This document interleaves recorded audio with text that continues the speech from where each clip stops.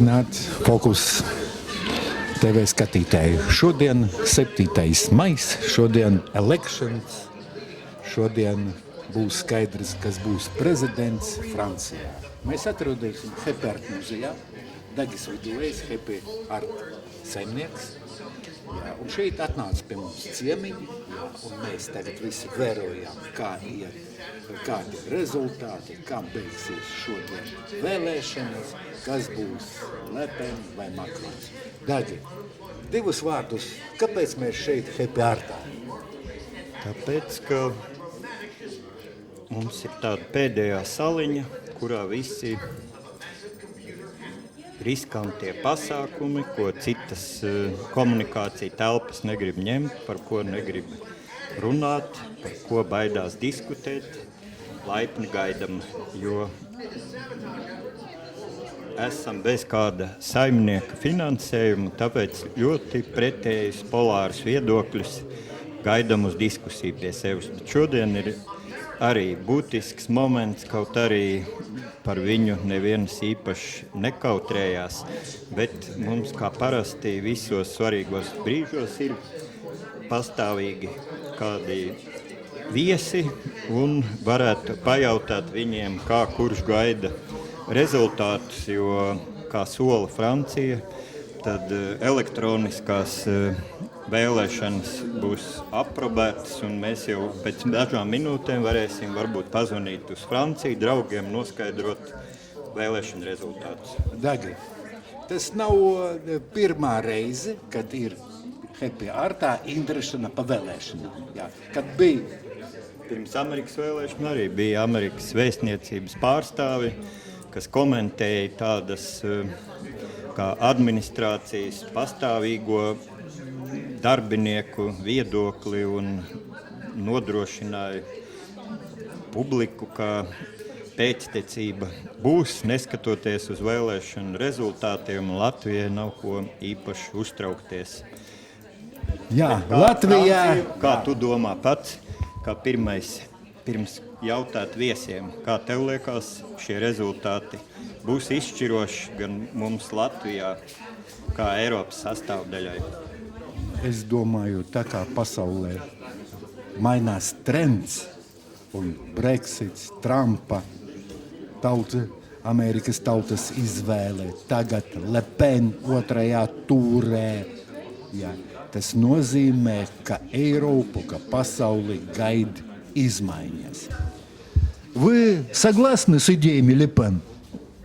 Ну, я считаю, что ее оппонент выглядит гораздо лучше. Может, это женский взгляд на вещи, но тем не менее.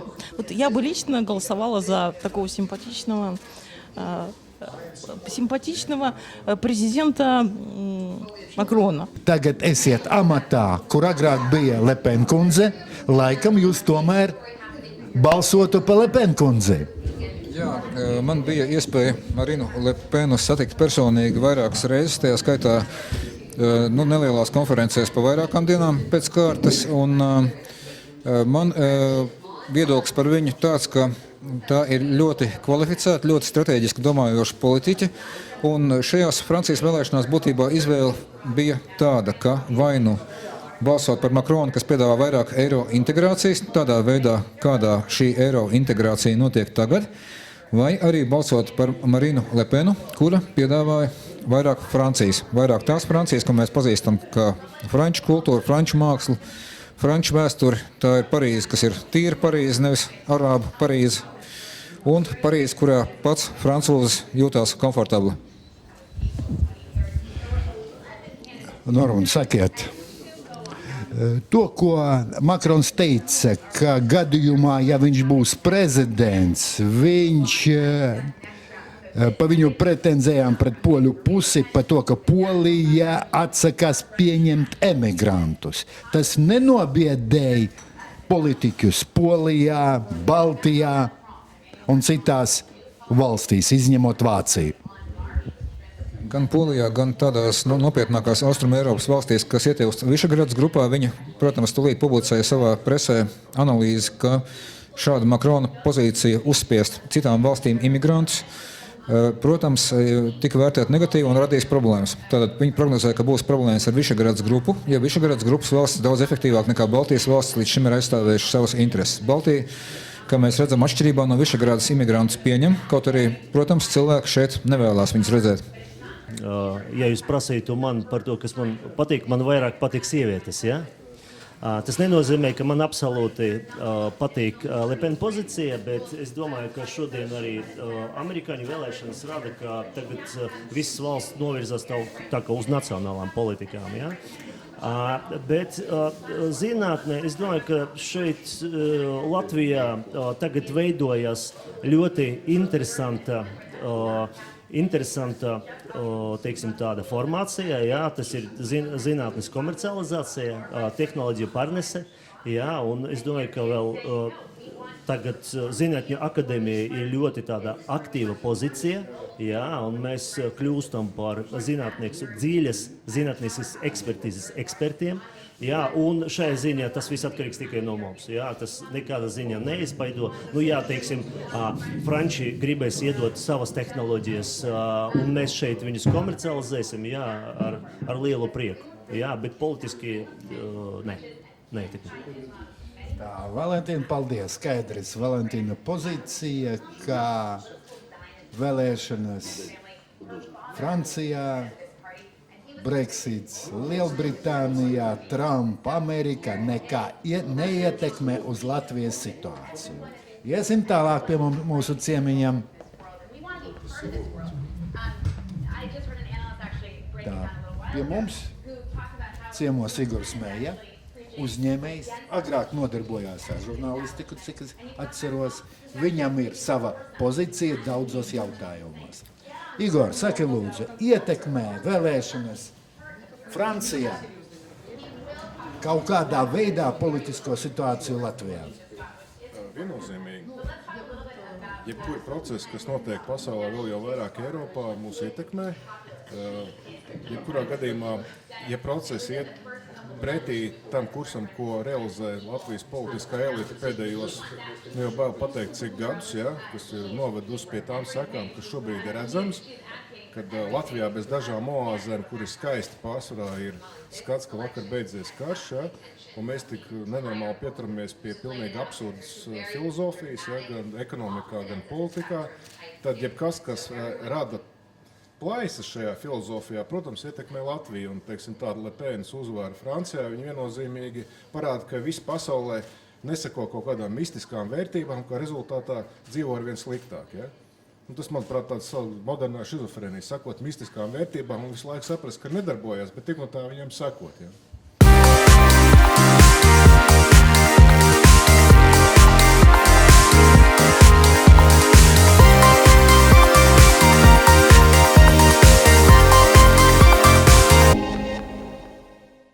Gilteču kungs ir pazīstams sabiedrībā, es viņu atceros, kā IG televīzijas īpašnieks, mēs tad kontaktējam kaut kādas reklāmas, bet tas bija ļoti sen. Vasilij, как вам выборы? Ну, любой народ вправе выбирать то, что он считает нужным. И государство – это акционерка. И я считаю, если они выберут того или другого кандидата, они сделают свой правильный выбор. И если они считают, что мост нужно строить налево, они будут строить налево. Если скажут направо, это их не полностью право выбора. Что ж, как в этом старом анекдоте, главное звери решить, как мы будем строить мост, вдоль или поперек. То есть ваша точка зрения, что выберет народ, так оно и будет. В этом будет право демократии. Это достижение демократии. Тамара, как вам Макрон? Как вам Ле Пен? Есть точка зрения латвийских женщин, которые не выстраивают, конечно, Макрон. Он такой симпатяга. Ну, я больше как-то за Ле Пен. Мне она симпатична. Потом я всегда считаю, что женщина – это хозяйка. и она должна навести порядок. Мне нравится ее позиция, и я с ней согласна абсолютно. Вот. Te mums ir Edvīns Puķe. Edvīns, kādas partijas jūs šobrīd priekšgalā? Par neatkarīgu Latviju, par to Latviju, par kuru mēs jau reiz visi esam nobalsojuši. Tikai mūs ir viņu tā arī neatdeva par suverenitāti, par to, par kuru arī cīnās Marine Le Pen savā programmā. Mēs pat mūsu partijas, diemžēl šodien likvidētās partijas suverenitāte programmā iekļāvām vismaz 70% no partijas Nacionālās frontes programmas, bet, kā tas saka, naidnieki viņu tomēr likvidēja. Es domāju, ka jebkurš rezultāts, kāds arī nebūtu, ir Nacionālās frontes uzvara. Un, lai kā aiz Makrona nav nekāda partija, nav nekāda politiska spēka, bet aiz Marines Le Pens ir šis spēks. Un, ja mēs nezinām, drīzāk mēs zinām, ka nekas labs nav gaidāms no ja nāks pie varas Francijā Makrons, tad ne tikai Francija, bet visu Eiropu gaida 4 nākošie degradācijas gadi. Nē, jautājums. Ļoti labs speech par Latvijas neatkarību, tikai man sevišķi saprotams tā saikne ar Francijas vēlēšanām un Le Pen pozīciju. Le Pen pozīcija arī primārais ir Francijas intereses. Jā, tas ļoti imponē mūsu latviešu sabiedrībai, bet ne ārlietu ministrijai, bet ne mūsu politikiem.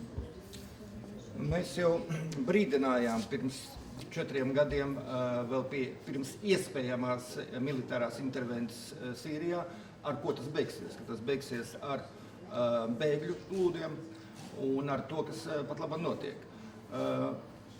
Protams, par Francijas interesēm, bet mēs nevaram cīnīties par Francijas interesēm, ne par Latvijas interesēm, ja mums nav suverenitātes. Un pie brīva, atvērta tirgus, ja jūs esat ievilkts pirmklasnieks starp 11 klasniekiem, jūs tur nespējat konkurēt.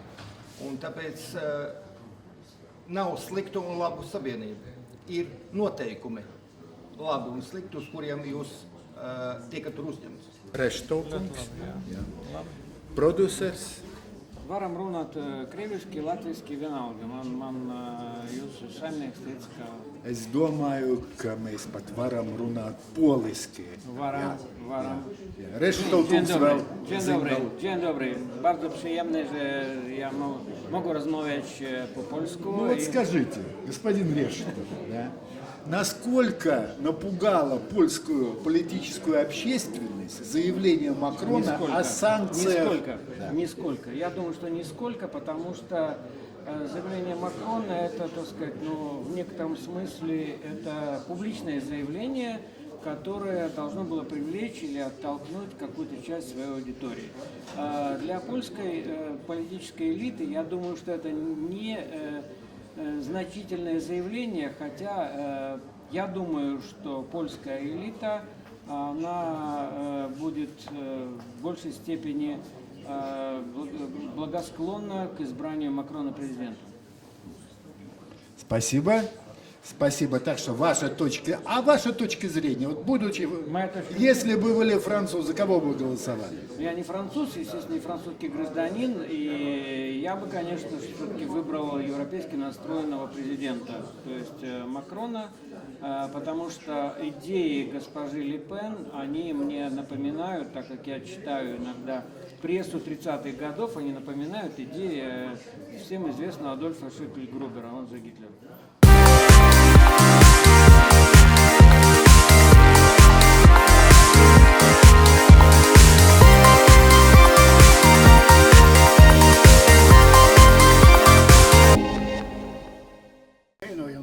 Komunikācijas konsultants. Un jautājums, lūdzu. Jautājums, ja tu būtu Francijas pilsonis, par ko tu balsotu? Un kāpēc? Es varbūt tās pateikšu to mazliet savādāk, nevis par ko es balsoju, bet kādēļ vispār šāda situācija notiek.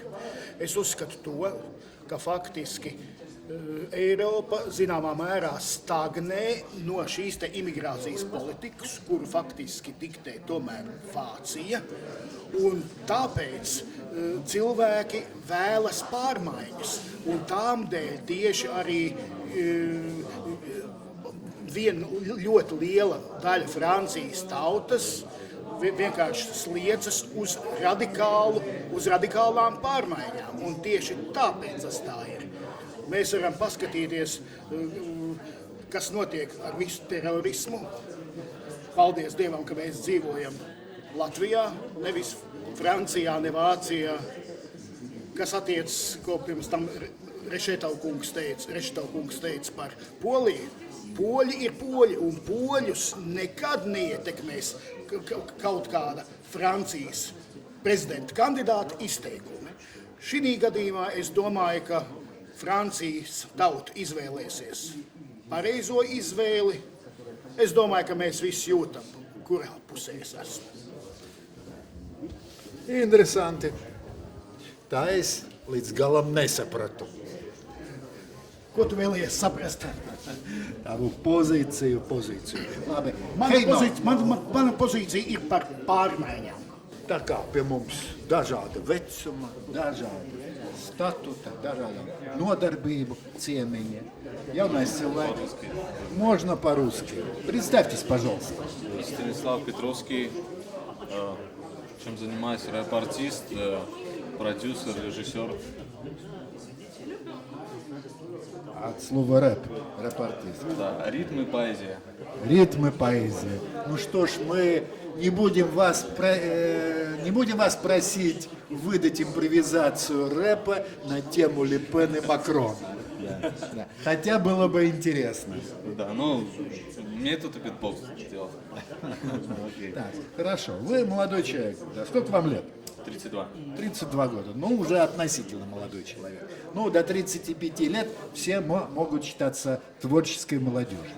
Если бы вы были бы французским гражданином, за кого бы вы голосовали и почему?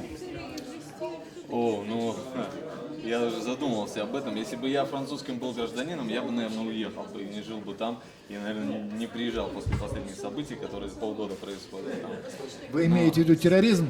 Ну, не только, и вообще вся вот эта позиция, когда стали принимать всех подряд и с беженцами, и со всеми, с этими выходящими последствиями.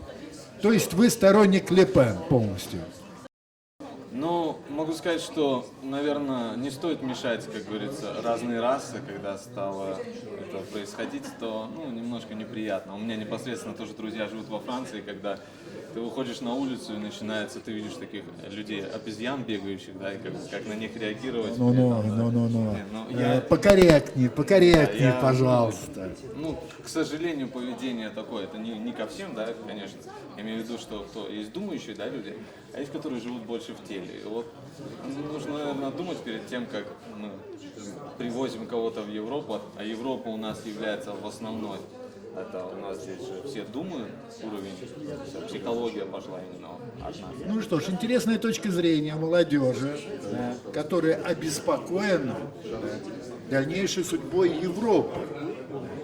Потому что нахлынувшие иммигранты, волна терроризма, это действительно пугает. По своим впечатлениям, я раз 5-6 был в Париже, центр Парижа туристический, он, в общем-то, полностью арабский, что не является большим достижением французской нации.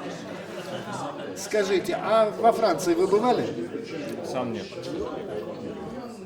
То есть с вас Франция ничего не связывает. У меня от Франции очень прекрасные воспоминания, общение с друзьями, коллегами, художниками, деятелями искусства.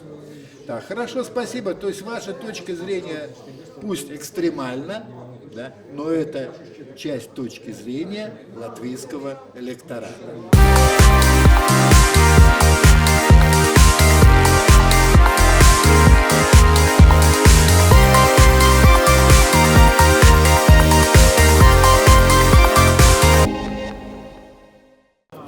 tomēr kāda tava personīga attieksme? Mēs esam tā kā komunikācija telpas uzturētāji. Tāpat kā tu esi šahists, kurš spēlē šahu, un tavas simpātijas mēs arī nenolasījām. Tāpēc tā kā mēs pirms vēlēšanām abi izplānojām pat gleznu, uzgleznojām par Trumpu. Trumps mūsu trumpis. Tā Es skatītājiem pastāstīšu. Jā. Bija pasākums 3 nedēļas pirms vēlēšanām Amerikā, un Amerikas vēstniecība rīkoja šeit pasākumu, jā, kur visi, tur bija daudz politologi, pazīstami, prominentas personības, un visi bija par Clintoni, jā, par demokrātiem. Un mēs pēdējā paņēmām vārdu un pateica, bet mēs par Trumpu. Mēs gaidām izmaiņas, un visa Eiropa gaida izmaiņas. jebkuram intelektuālim ir vienmēr formula, ka ir jābūt opozīcijā. Vairākumam jāskatās tur, kur ir apbežotoji, un mēs tajā brīdī aizstāvējām Tu kā viņu. inteligenci Mēs jābūt. viņu aizstāvējām, Jā, bet mēs tieši aizstāvējām, mūsu pozīciju uzvarēja. Pat gleznu uzgleznojām, kur Pēc tam Dagis uzgleznoja ļoti interesantu gleznu, kur jā, viņa jau citā valstī atrada savu īpašnieku. Jā, Dagi, mana prognoze, ka tomēr Francija vēl nav gatava Le Pen idejām. Un neskatoties, ka man ļoti simpātiskas viņas idejas par nacionālo neatkarību, šito pilnīgi mēs nacionālām interesēm, šito mēs pilnīgi varam translēt uz mūsu valsti. Jā. Es tomēr uzskatu, ka vinnēs Makrons. Bet tas nav Le Pen cikls. Viņas cikls būs nākošais. Vēl pasliktināsies ekonomika Eiropas Savienībā. Vēl kara draudi nobiedēs sabiedrību. Un tad atnāks Le Pen laiks. Tu jau runā kā gaišreģis, kā politiķis, bet tomēr mēs atrodamies mākslas telpā, un mākslas telpas vienmēr bijušas tradicionāli visbrīvākās vietas, kurās cilvēki var izteikt savu viedokli, un viņš netiek tik stingri vērtēts kā masu mēdījos, avīzēs, kā Seima telpā. Tāpēc paliksim pie tādām draudzīgām noskaņām, mīlot Franciju kā svētkus, kas vienmēr ir ar mums. Gaidīsim arī mākslas izstādes. Drīz paredzēts, gribējām sazināties ar Art Rīga viesiem un mūsu partneriem Francijā, galerija Karavāna. Es pakomentēšu, jā, Šalva, tas ir Daga draugs, galerijas draugs, mūsu draugs. Tas ir galerija īpašnieks, kur apmēram 10 Parīzes mākslinieki, un viņi piedalās Art Rīgā. Tā kā drīz būs viņu izstāde Rīgā, tad arī viņa komentārus no iekšas, jo viņa galerijā ir arī daudz musulmaņu mākslinieku, kas ir atbēguši uz Franciju un talantīgi, un viņš ir kā, viņa galerija ir kā tāds sabiedrības spogulis, kurā ir no visām partijām, bet neskatoties uz to, viņi kopā veido savu mākslas produktu. Un tas ir tāds Francijas mīlestība, kas apgaro šīs lielās pretnostādnes politikā.